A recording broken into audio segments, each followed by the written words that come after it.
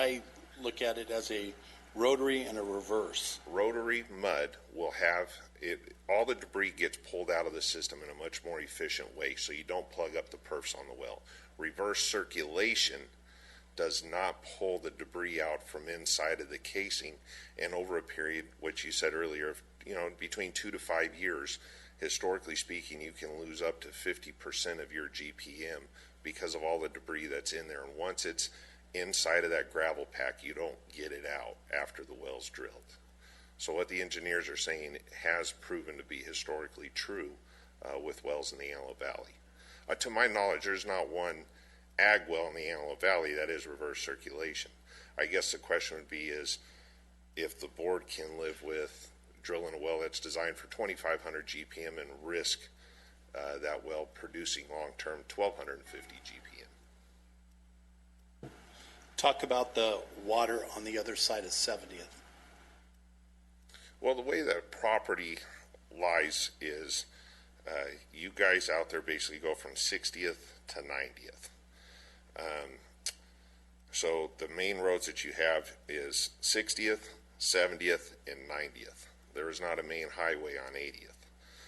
So you guys have roughly, and this is a very close estimate, roughly about 800 acres between 70th and 90th in F and G.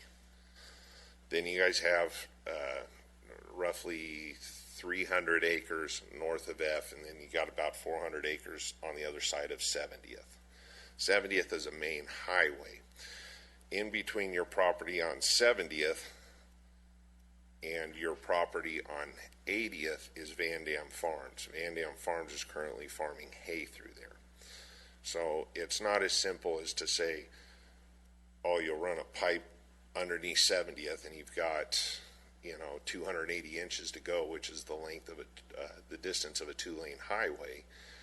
You're going to have to run an underground pipe a half a mile or more, maybe a mile. It actually would be right about a mile worth of underground pipeline to get water service over to that roughly 400 acres that you have west of 70th.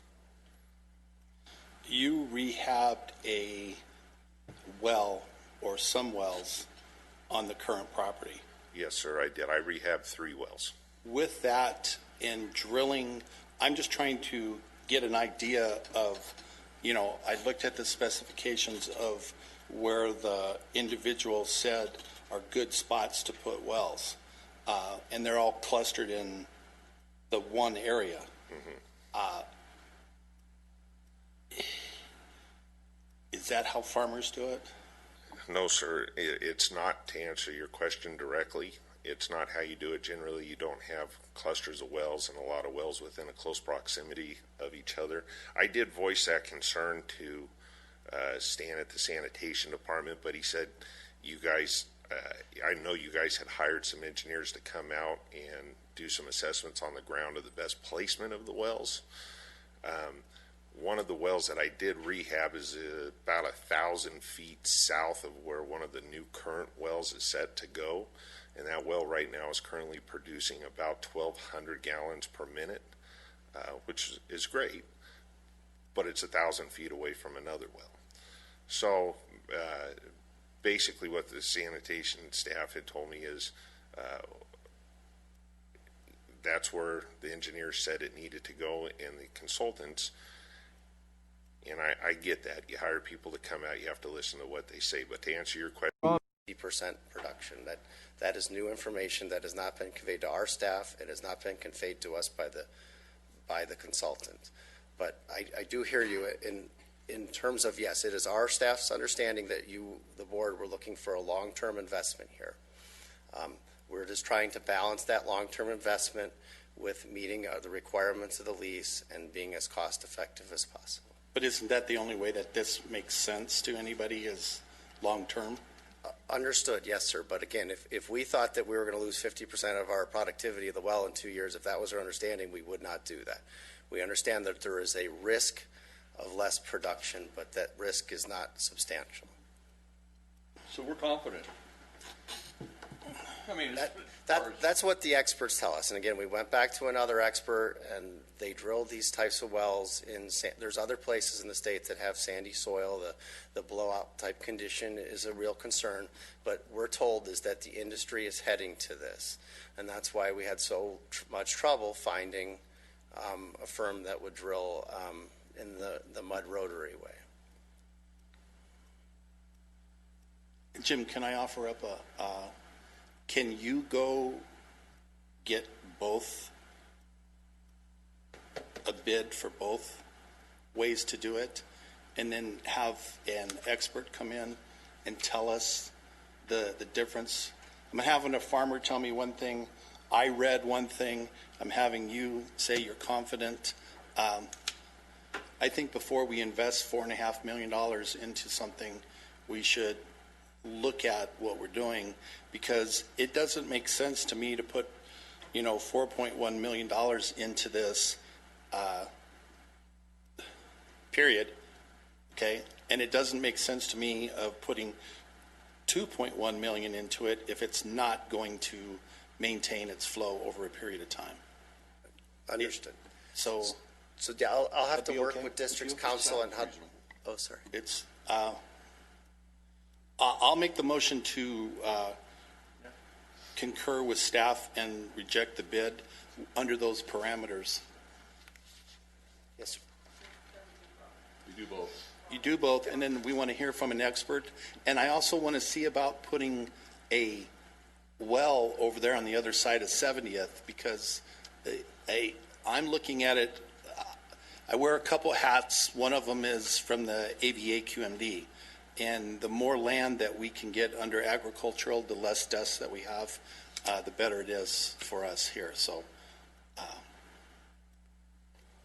Okay, very good. We can do that. shall we have a motion? We got a motion and a second. All in favor signify by saying aye. Aye, aye. Motion carries unanimously.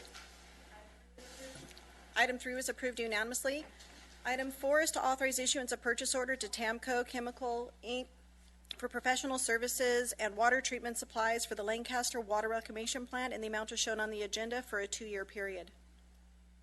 I will move approval. I'll second that. All in favor signify by saying aye. Aye. Aye. Motion carries unanimously.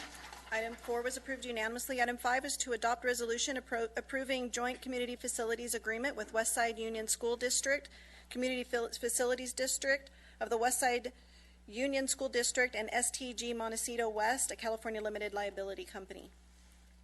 Just a quick comment to the directors. As you may recall, this item came to your agenda at your last meeting, and you wanted to defer the item until we had spoken to the developer further about local and regional benefits.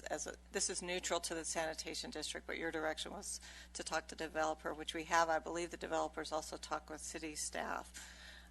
I also talked to the developer, and I asked them, this is a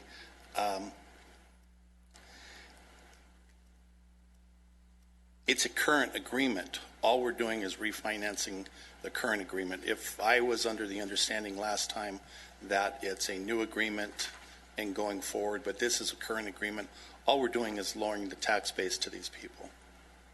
Correct? Correct. All right.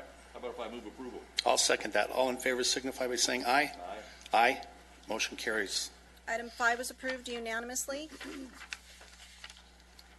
Item 6 is to hold a public hearing on the service charge report. I'll open the public hearing.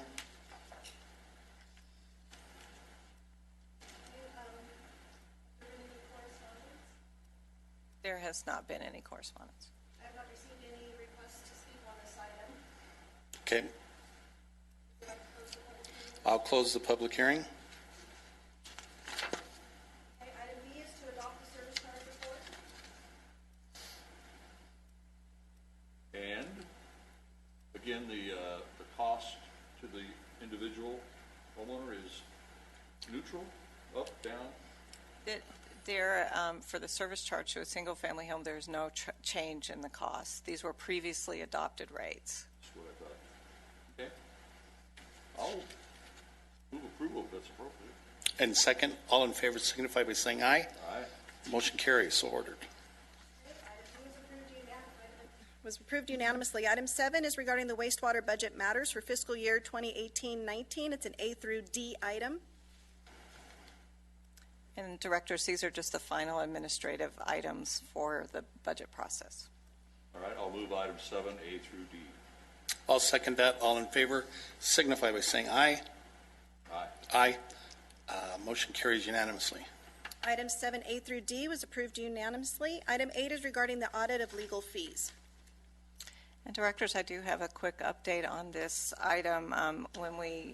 At our last meeting, we discussed the two items of interest, which is the review of the allocation of legal fees to both District 14 and 20, and also a review of District 14 legal costs on litigation, specifically the TT&K construction litigation, which was quite significant. At the time, shortly before the meeting, the city had received a proposal from a company called Quovant that does this type of work, and the direction from the board at the last meeting was to proceed with Quovant at their estimated cost and refine their scope to include these two items. We have done that. We've discussed this with them. Regarding the review of the litigation fees, they reviewed line by line of a monthly billing of about 100 pages. We just had the call. We received a draft report this week and just had a call yesterday. We have not had a chance to go through that report that they gave us in detail. So that's in progress. And also with regard to the review of the allocation between District 14 and 20, we did provide them some information, and they will be working on that. We have a follow-up call with them next week. So I would propose that we commit to bringing back a final report to you at your next meeting on those two items. And then at that time, if you'd like further work, you can certainly direct us to do that. Okay. Seems reasonable. Do we need to do anything in this? No, I just Okay, put just an possible update. action on the agenda just in case, but no, just your direction's fine. Okay. Any other announcements? Any other comments? Jim, you have any comments? Okay, we stand adjourned.